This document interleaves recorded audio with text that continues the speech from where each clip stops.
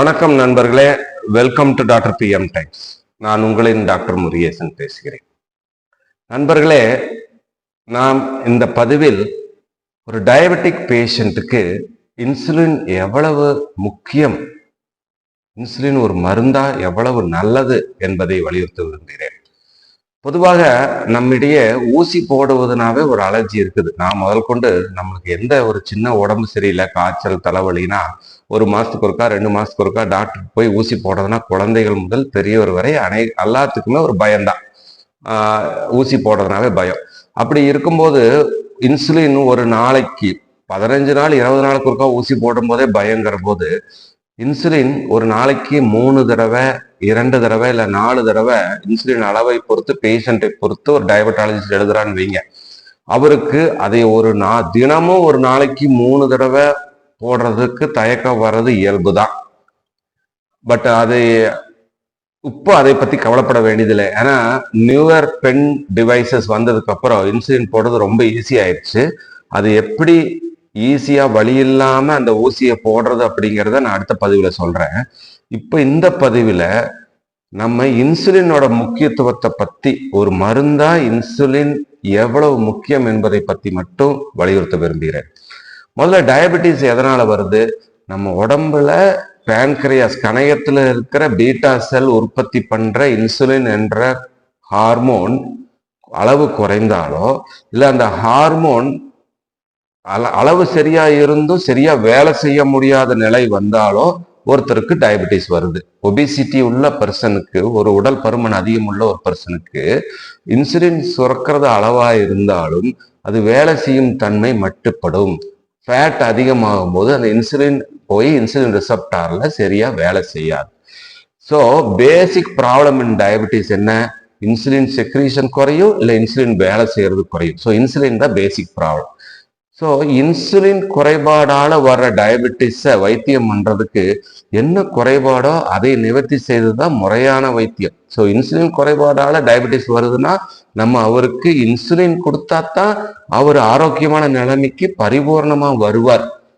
ஒரு உதாரணத்துக்கு, ஒரு 50 வயதுடைய நபர் ஒரு 90 கிலோ எடை இருக்கிறாருன்னு வைங்க. அவருக்கு பிளட் சுகர் HbA1c லெவல்ல எல்லாம் அதிகமா இருக்கு, அவருக்கு எஸ்டாப்ளிஷ் டயபெட்டிஸ் இருக்கு அப்படின்னு ஒரு டாக்டர் டயக்னோஸ்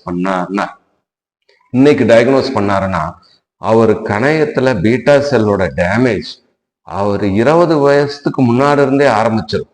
அவர் 30 வயசா இருக்கும் போதே அந்த பீட்டா செல் டேமேஜ் ஸ்டார்ட் ஆயிரும்.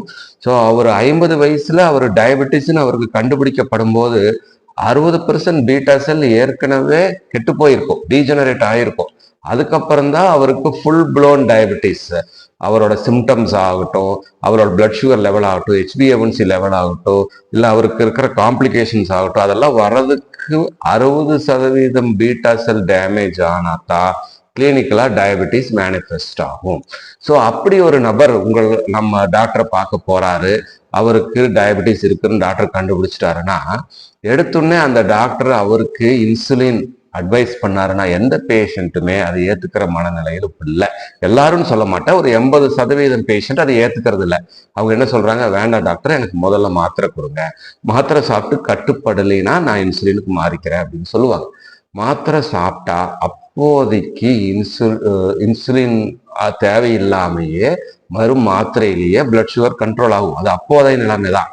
பட்டு தொடர்ந்து மாத்திரைகள் உட்கொள்ளும் போது, சல்பனிலூரியா, கிளைமிப்ரைட், கிளைக்ளசைட் போன்ற மருந்துகள் மார்க்கெட்ல இருக்கு. அதுதான் முதல்ல நாங்க எழுதுவோம். அந்த மருந்தை ஒரு 3-4 வருஷம் தொடர்ந்து உட்கொள்ளும் போது என்ன ஆகும்னா, அந்த மருந்து எப்படி வேலை செய்யும்னா, மீதி இருக்கிற 40% பீட்டா செல்லை பிழிஞ்சு அதுல இருந்து தேனடையிலிருந்து தேன் சாறு எடுக்கிற மாதிரி அந்த மீதி இருக்கிற 40% பீட்டா செல்லை பிழிஞ்சு அதுல இருந்து இன்சுலினை சுரக்க வைக்கும். It is like flogging a tired horse. ஏற்கனவே டயர்டா இருக்கிற ஒரு எருதை நம்ம அடிச்சு வேலை வாங்குற மாதிரி, ஏற்கனவே 60% பீட்டா செல்லை தொலைச்ச நம்ம கணையத்தை அடிச்சு மீதி 40% பீட்டா செல்களை அதிகம் தூண்டி விட்டு அந்த இன்சுலின் சுரக்க வச்சு அதனால சர்க்கரையை கட்டுப்படுத்துறோம். அது வேற வழி இல்லாம ஒரு டாக்டர் பேஷண்ட் இன்சிஸ்ட் பண்றங்காட்டி அதை எழுதுறாரு. பட் அப்படி தொடர்ந்து 4 வருஷம் சாப்பிடும் போது அந்த 40% பீட்டா செல்லும் செத்து போயிடும். ஸோ ஒரு கட்டத்துல அந்த மாத்திரை அவருக்கு வேலை செய்யாது.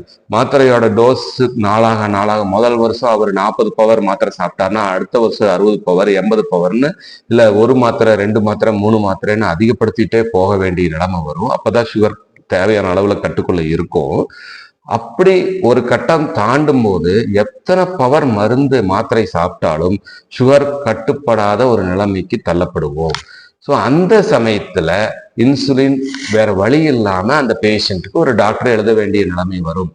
பட் அப்ப எழுதுறதுனால வர்ற உபயோகத்தை விட ஒரு நபர் முதலில் டயபெட்டிஸ் என்று கண்டறியப்பட்டால், அதுவும் 50 வயதுடைய நபர் 90 கிலோ எடை இருக்கிறாரு, அவர் பிளட் சுகர் ரொம்ப அதிகமா இருக்கு, அவருக்கு எல்லா சிம்டம்ஸ் இருக்கு, ப்ரோன் ஃபார் காம்ப்ளிகேஷன்ஸ், அவருக்கு காம்ப்ளிகேஷன் வர்றதுக்கான வாய்ப்புகள் அதிகம் என்பதை டாக்டர் கண்டறிந்து அவருக்கு இன்சுலின் தான் முறையான மருந்து என்று எழுதுனா தயவு செய்து அதை எடுத்துக்க நாம தயங்கக்கூடாது.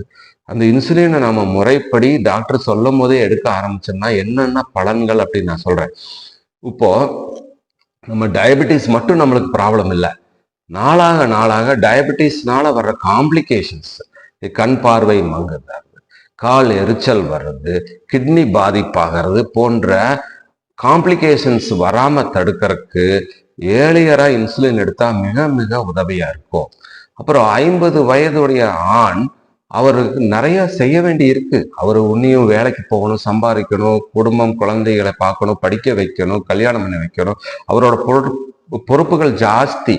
அவர் ப்ரொடக்டிவா இருக்கணும். எஞ்சிய நாட்கள் 20 வருஷமோ 30 வருஷமா அவர் முடங்கி போயிடக்கூடாது. ஸோ அவருக்கு தேவையான எனர்ஜி, உத்வேகம், வேலை செய்யறதுக்கான சக்தி கொடுக்கறதுக்கு மாத்திரைகளை விட இன்சுலினால தான் முடியும். ரெண்டாவது, இன்சுலின் ஏற்கனவே ஆரம்பிச்சா நான் முன்பே சொன்ன மாதிரி அந்த மிச்சம் இருக்கிற 40% பீட்டா செல்ல ப்ரொடெக்ட் பண்ண முடியும். அப்புறம் அவரு காம்ப்ளிகேஷன்ஸ்க்கு போகாம நம்ம தடுக்க முடியும். சுருக்கமா சொன்னா அவரோட குவாலிட்டி ஆஃப் லைஃபை அதிகப்படுத்த முடியும். அப்புறம் அவரோட லைஃப் எக்ஸ்பெக்டன்சி அதிகப்படுத்த முடியும். இன்சுலின் போடாத ஒரு எஸ்டாப்ளிஷ் டயபெட்டிக் பர்சன் 50 வயசுல கண்டறியப்பட்ட நபர், ஒரு உதாரணத்துக்கு தோராயமா 70 வயசு வரைக்கும் உயிரோடு இருக்கிறாருன்னு வைங்க. அவர் இன்சுலின் போடுறதுனால அவரோட ஆயுட்காலம் 10 வருட காலம் நீட்டிக்க வாய்ப்பு அதிகம். 70 வயசு வரைக்கும் ஒருத்தர் இருந்தாருன்னா வெறும் மாத்திரைகள் சாப்பிட்றவர், அதே இன்சுலின் ஆரம்பத்திலே எடுத்த ஒரு டயபெட்டிக் பேஷண்ட் 80 வயசு வரைக்கும் இருக்கிறதுக்கான வாய்ப்பு ஜாஸ்தி.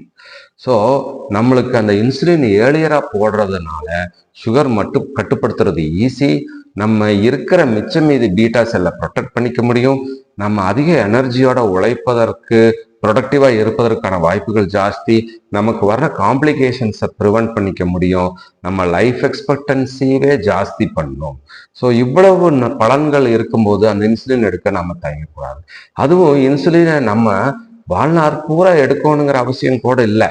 இந்த சிவியர் டயபெட்டிஸ் இருக்கிற சமயத்துல ஒரு கொஞ்ச காலம், குறிப்பிட்ட காலம் டாக்டர் அறிவுரைப்படி நம்ம எடுக்க ஆரம்பிச்சுட்டு பிறகு டிசிப்ளின் லைஃப் வாழ்ந்தோன்னு வைங்க, உணவு கட்டுப்படுத்தி முறையான நேரத்துல தூங்கி முறையான உணவு உண்டு உடற்பயிற்சி செஞ்சோம்னா எல்லாம் லைஃப் ஸ்டைல் மாடிஃபிகேஷன் செய்யும்போது நம்ம இன்சுலினோட தேவை போக போக படிப்படியா குறையும்.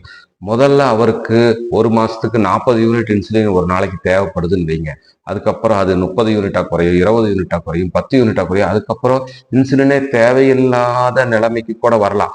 அப்ப சிம்பிளா மெட்ஃபார்மின் போன்ற ஒரு சின்ன ஒரு மாத்திரையும் கூட நம்மளோட உணவு கட்டுப்பாடு, நடைப்பயிற்சி, உடற்பயிற்சி, முறையான தூக்கம் போன்றவை எல்லாம் இருந்தா அவரோட எஞ்சிய வாழ்நாள்ல இன்சுலின் இல்லாம வாழ முடியும்.